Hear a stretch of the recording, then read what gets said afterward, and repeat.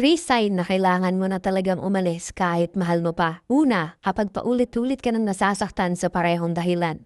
Kasi ilang beses mo nang pinatawad pero wala pa rin nagbago. Sabi nila, love is patient. Pero hindi ibig sabihin nun na love is stupidity. Kung pareho pa rin ang sakit, pareho pa rin ang sugat. Kasi hindi ka ginawa para masanay sa sakit. Ginawa ka para maranasan din ng totoong pagmamahal. Pangalawa, kapag madalas ka nang umiiyak kaysa ngumiti. Kasi dati siya yung dahilan ng saya mo. Ngayon siya na rin yung dahilan kung bakit ayaw mo nang magbago, ayaw mo nang bumangon. Hindi love yan. Pagod sa puso yan na pilit mo pa rin ipinipilit. Kasi kung bawat mahal kita may kasabay na luha, baka oras na para sabihin mo na mahal ko rin ang sarili ko.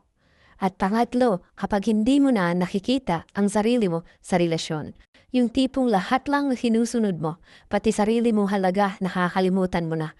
Love shouldn't erase who you are. Kasi kung kailangan mong mawala para lang manatili, hindi na yan pagmamahal. Yan na yung paglimot sa sarili. Kasi hindi mo kailangang mawala para lang mapanatili ang tao, ayaw ka namang panindigan, ayaw ka namang pahalagahan. Kaya kung napapagod ka na, huwag mo nang hintayin masira ka pa. Ang pag-alis hindi laging katapusan. Minsan simula yan ng paghilom, paghil at bagong ikaw. Kasi darating din yung araw na maiintindihan mo na hindi mo kailangang manatili sa maling tao para lang mapatunayan na marunong kang magmahal.